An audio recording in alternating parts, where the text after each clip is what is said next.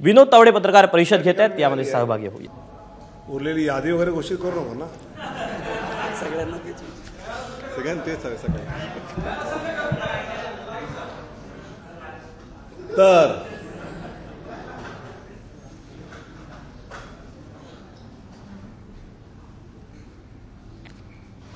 आज गोव्यामधल्या काँग्रेसच्या उमेदवारांनी असं म्हटलं की गोव्याला भारतीय संविधान लागू करू नये। कर्नाटकात सुद्धा मध्ये तिथल्या नेत्यांनी अशाच प्रकारचं वक्तव्य केलं होतं। गोव्यातील काँग्रेसच्या उमेदवारांनी तर मी राहुल गांधींशी बोलून त्यांची अनुमती घेतली असं वक्तव्य केलंय। आणि एका बाजूला राहुल गांधीजी भारतीय जनता पक्ष 400 पार अशासाठी मागतायत की त्यांना संविधान बदलायचं आहे। खरं म्हणजे सगळ्यात जास्त संविधान संशोधन 80 वेळा काँग्रेसच्या कार्यकालात झालेलं आहे। भारतीय जनता पक्ष मोदी सरकारने संविधान दिवस साजरा करणं सुरू केलं। संकल्पपत्र घोषित करताना महामानव पूजनीय भारतरत्न डॉक्टर बाबासाहेब आंबेडकरांच्या जयंतीच्या दिवशी त्यांची प्रतिमा संविधानाची प्रत समोर ठेवून संकल्पपत्र घोषित केलं। ते कुठेही भारतीय जनता पक्षाच्या मनात घटनेच्या मध्ये काही बदल करण्याचं सूतराम डोक्यात नसताना स्वतःचेच उमेदवार अशी मागणी करताना आपण पाहतो। आणि त्यामुळे जर मोदींवर टीका करायला काही मिळालं नाही तर अशा प्रकारचं काही वक्तव्य हे विरोधकांकडनं विशेषतः काँग्रेसकडून होतं हे आपण पाहतो।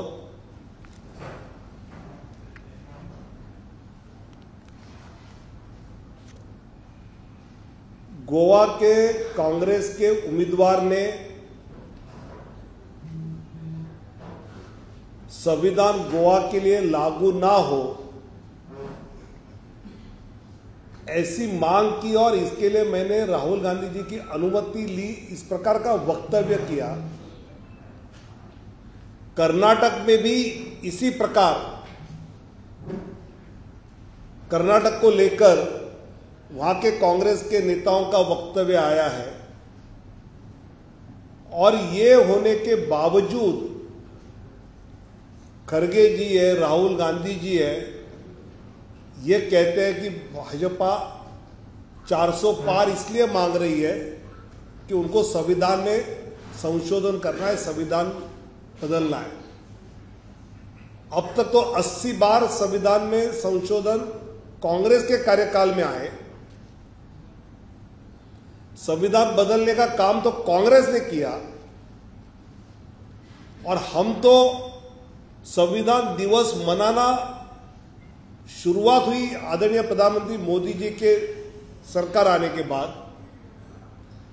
भारतीय जनता पार्टी ने अपना संकल्प पत्र अप्रैल 14 को जो भारत रत्न डॉक्टर बाबा साहब आंबेडकर जी की जयंती का दिवस है, उनकी प्रतिमा और संविधान की प्रत सामने रखते हुए अपना संकल्प देश की जनता को समर्पित किया। लेकिन बार बार लोगों को गुमराह करने का प्रयास राहुल जी कर रहे हैं। वास्तव क्या है ये गोवा के उम्मीदवार ने बहुत स्पष्ट किया। देशभरामध्ये निवडणुका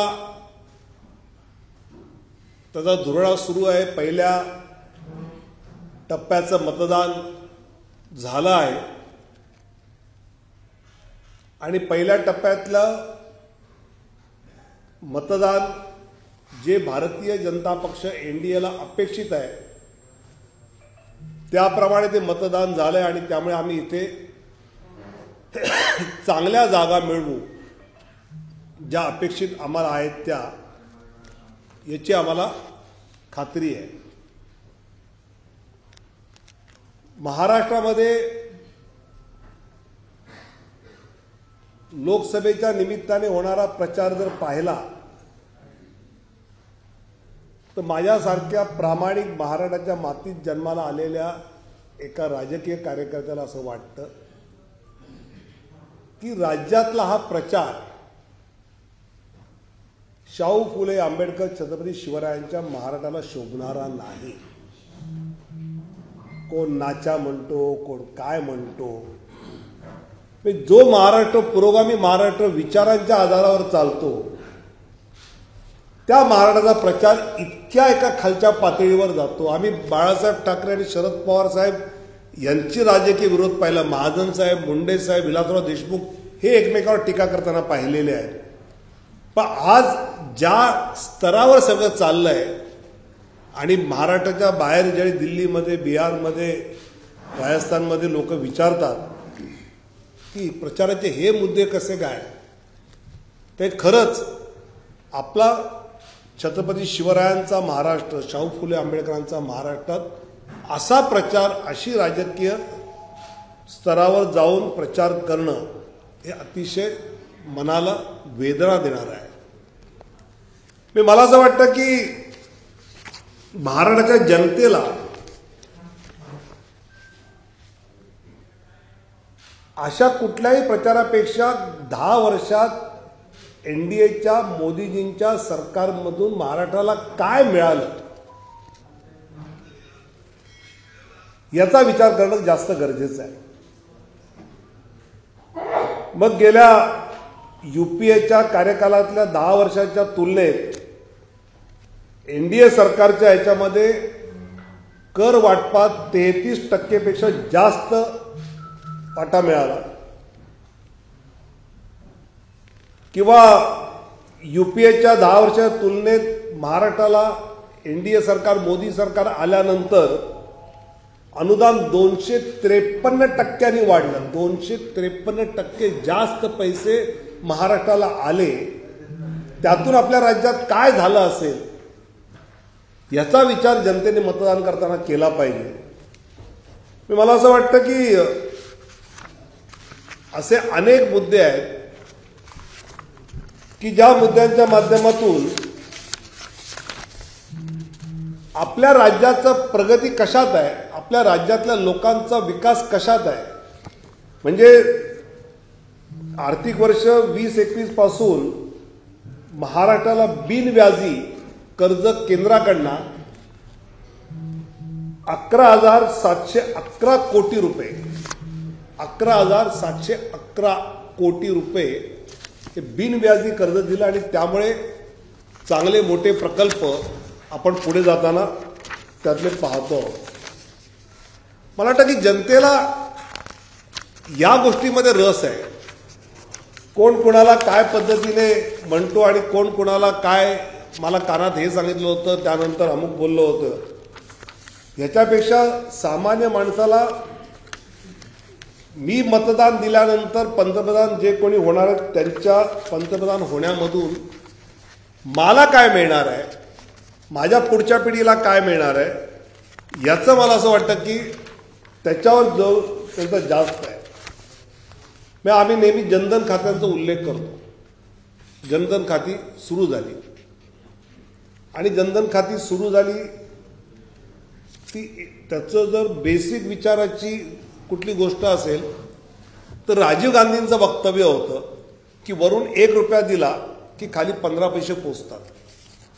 ही जनधन खाती जी सुरू झाली, जवळजवळ महाराष्ट्रामध्ये 3,42,00,000 जनधन खाती झाली.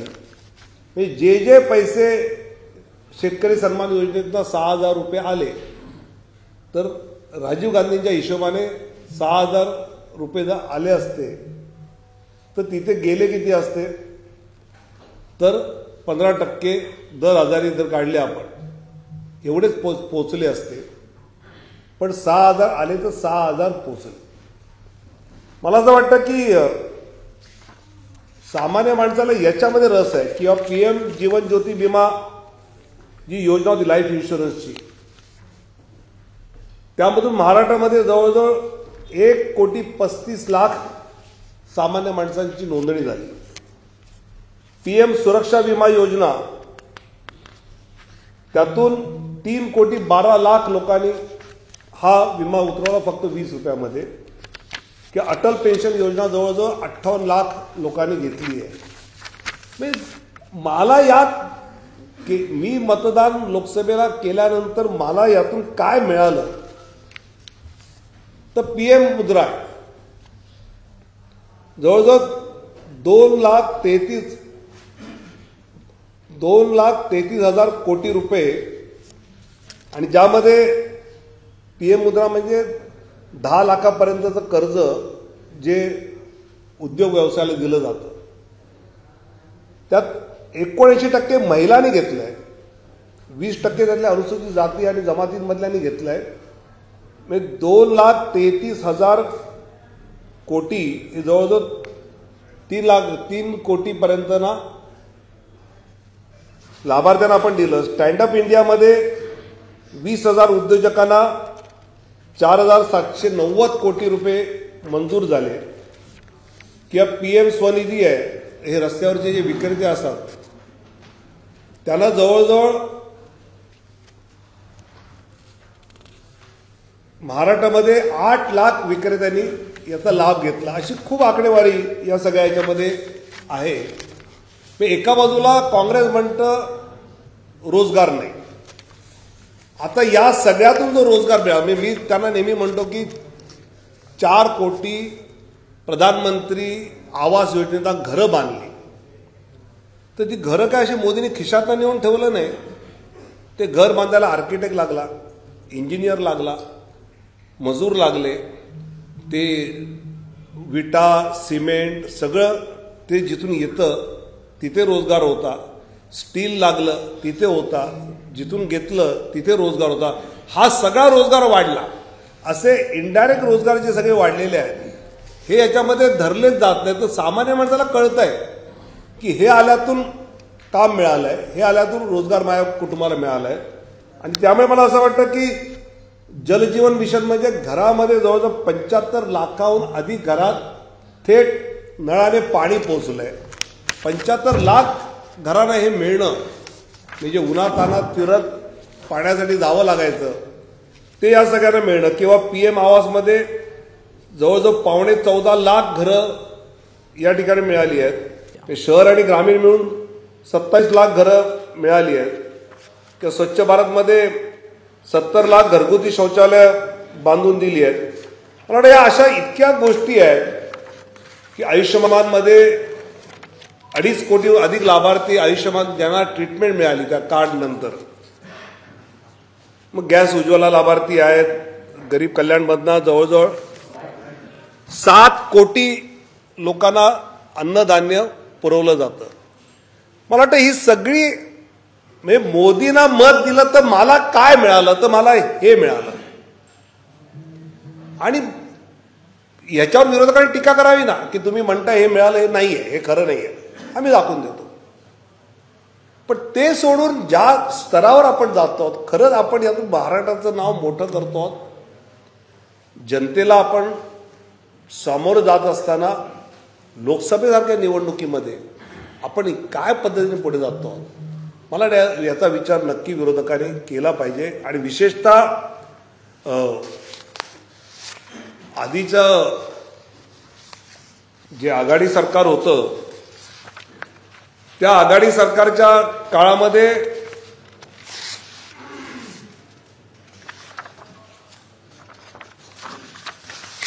जे प्रकल्प अडवले गेले स्वतःच्या अहंकारासाठी वेगवेगळं नाव देऊन, त्या सगळ्या प्रकल्पांची जर माहिती आपण घेतली त्यावेळीची स्थिती काय होती.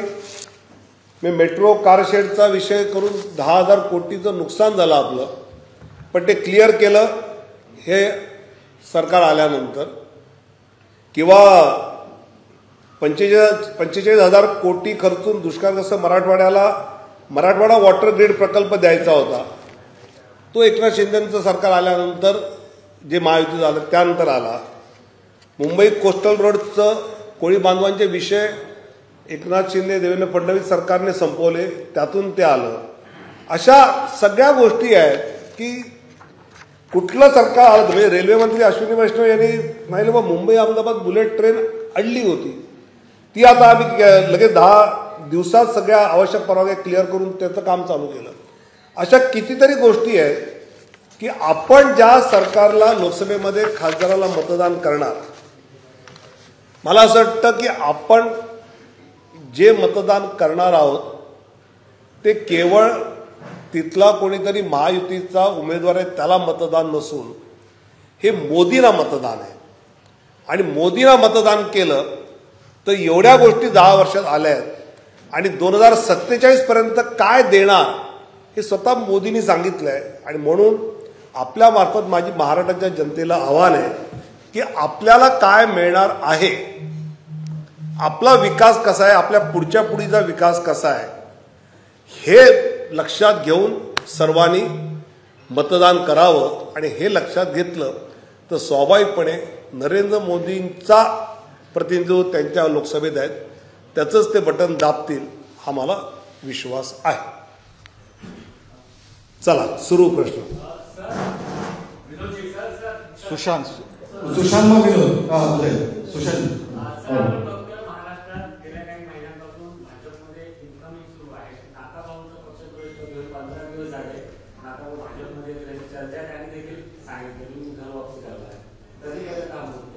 लवकरच होईल.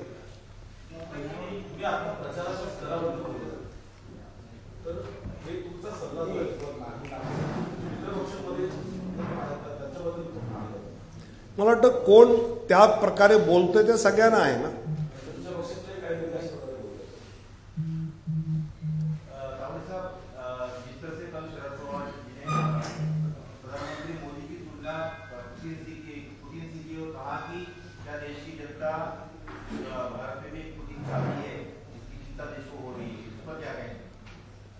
जनता ही कहेगी, मुझे लगता है इसमें हमने कोई कहने की जरूरत ही नहीं है.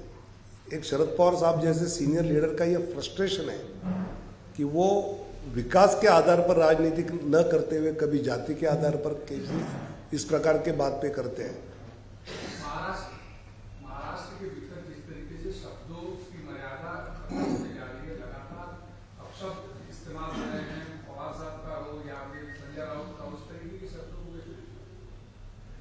मैंने यही कहा कि महाराष्ट्र में प्रचार में जो शब्द प्रयोग का उपयोग हो रहा है, तो ये महाराष्ट्र जो मैंने यहाँ लगभग 30 साल की राजनीति करते हुए बाला साहब ठाकरे जी को देखा है, प्रमोद महाजन जी को देखा है, गोपीनाथ मुंडे जी है, शरद पवार साहब है, विलासराव देशमुख है, तो ये स्तर कभी इतना नीचे गिरा नहीं था.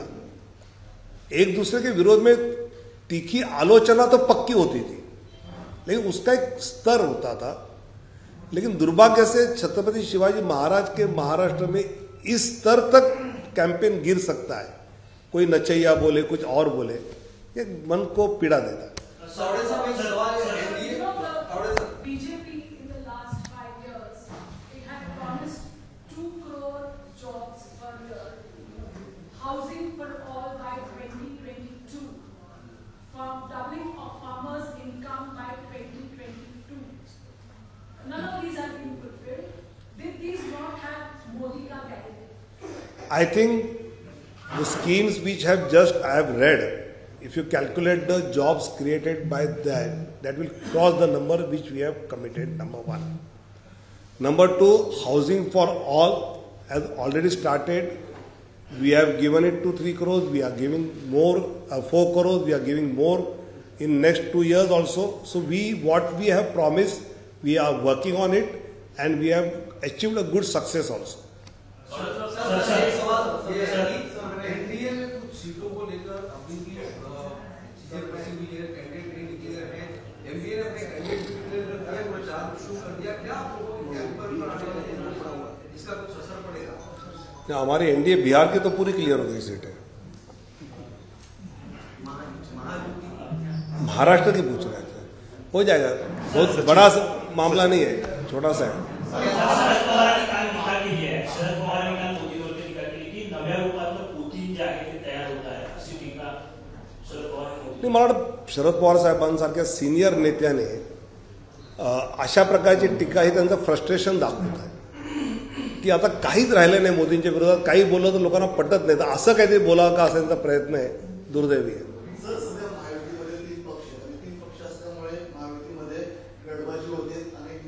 तीन पक्ष आणि एक पाठीमागे चौथा पक्ष नाही, पूर्ण क्लिअर. अनेक जागांवरती आपल्याला गडबड होताना पाहायला मिळते, अनेक नाराज सुद्धा आहे. मात्र आम्ही ते विनोद तावडे बघितले, ज्या विनोद तावडेचं 2019 साली विधानसभेला तिकीट काढले, विसरायला लागलो तू पण आठवतो. 2019ला ज्या विनोद तावडेंचं विधानसभेला तिकीट काढलं गेलं, ते विनोद तावडे 2024ला लोकसभेची पहिली यादी वाचताना पाहायला मिळते, मोदींचं नाव जाहीर करताना पाहायला मिळते. ते विनोद तावडे जे नाराज आमदार होत आहेत आणि खासदार होत आहेत, त्यांना काय संदेश द्याल किंवा त्यांच्या संदर्भात काय बोलाल? ते मुळात महायुतीमध्ये खूप नाराजी असणे स्वाभाविकपणे वर्षानुवर्ष कार्यकर्ता तयारी करत असतो आणि ज्यावेळी अपेक्षा भंग होतो तर त्यावेळेचं ते एक स्वाभाविक प्रतिक्रिया असते. पण वाटतं सगळे नीट पक्षांच्या आपापल्या याला कामाला लागतील असा मला विश्वास आहे.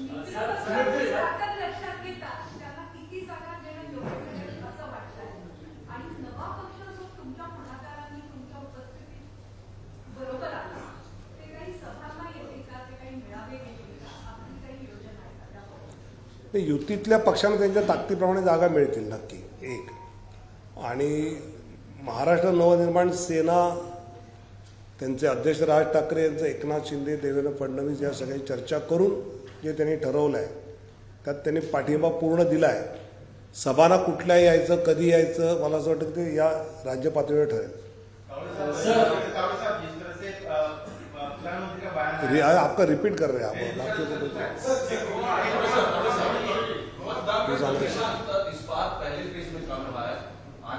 पहले फेज में ओवरऑल देश भर में प्रतिशत 1% ही कम है, लेकिन 3-4 राज्यों में जहां थोड़ी गर्मी ज़्यादा है, ऐसे राजस्थान, बिहार, असम, यहाँ पर 5% 4% कम है.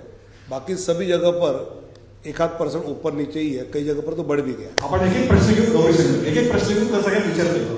गौरीशंकर, 10 वर्षाच्या सत्तेनंतर सुद्धा महायुतीच्या उमेदवाराला नाही तर मोदीसाठी मतदान करायला म्हणावं लागतं.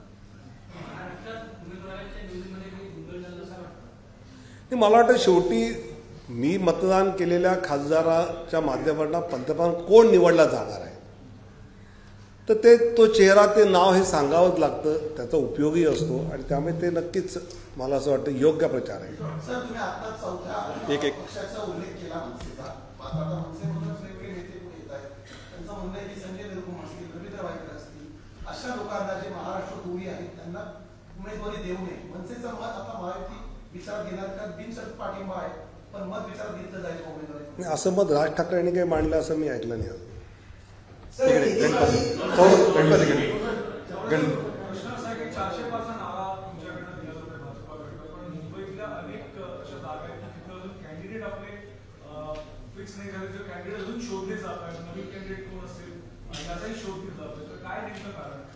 कॅन्डिडेट शोधले जात आहेत हे खरं आहे, पण ते पक्षाने शोधत आहे, मीडिया शोधतोय.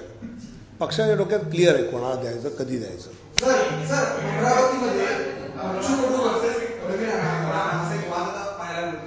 उद्या अमित शहाची अमरावतीमध्ये सभा आहे आणि बच्चू कडू त्याच मैदानामध्ये बसलेले टीएम म्हणून बसलेले आग्रह करण्याची त्यांनाही तेच मैदानामध्ये सभा घेण्याची. एकेकाळी बच्चू कडू महायुतीमधला भाग होते आणि आता तेच विरोधामध्ये उभे ठाकले, कसं पाहता? एकेकाळी उद्धव ठाकरे महायुतीमध्ये होते. आता याची जी भूमिका ज्या पक्षाची जशी आहे त्याप्रमाणे निर्णय होणार.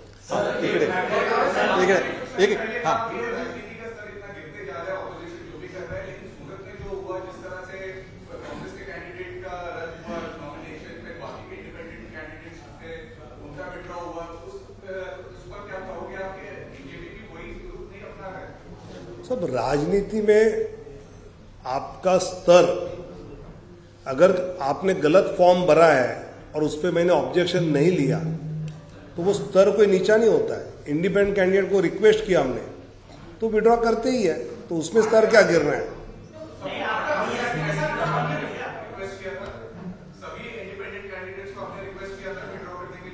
हम सबको कर रहे थे, पहले डालने के पहले भी कर रहे थे।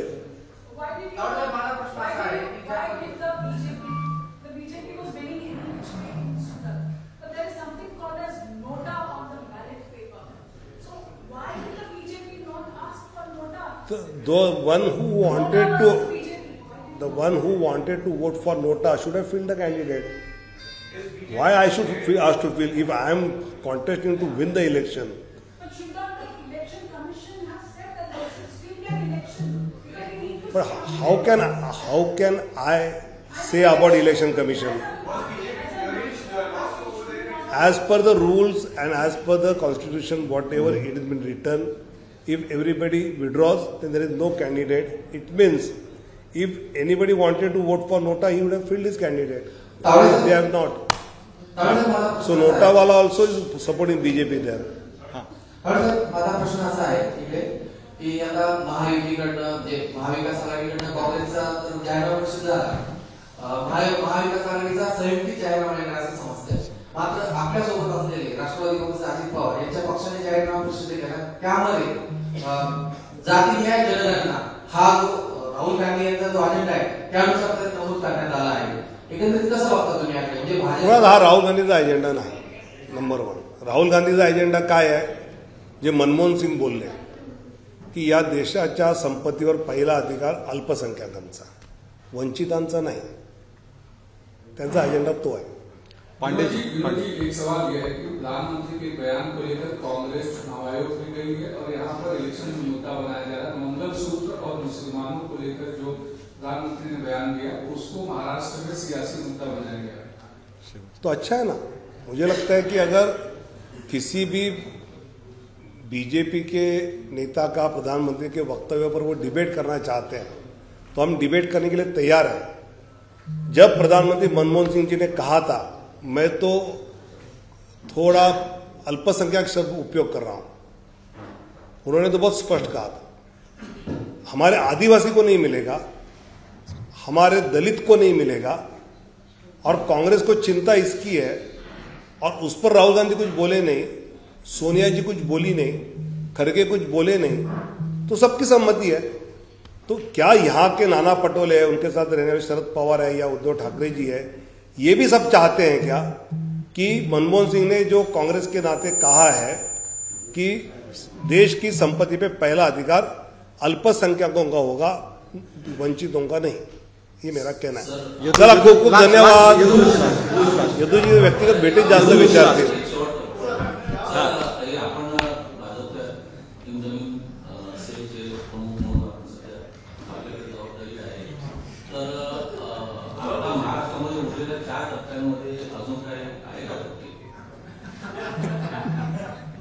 भारतीय जनता पक्षाच्या राष्ट्रीय अध्यक्षांनी एक जॉईनिंग कमिटी केली, त्याचा मी निमंत्रक आहे.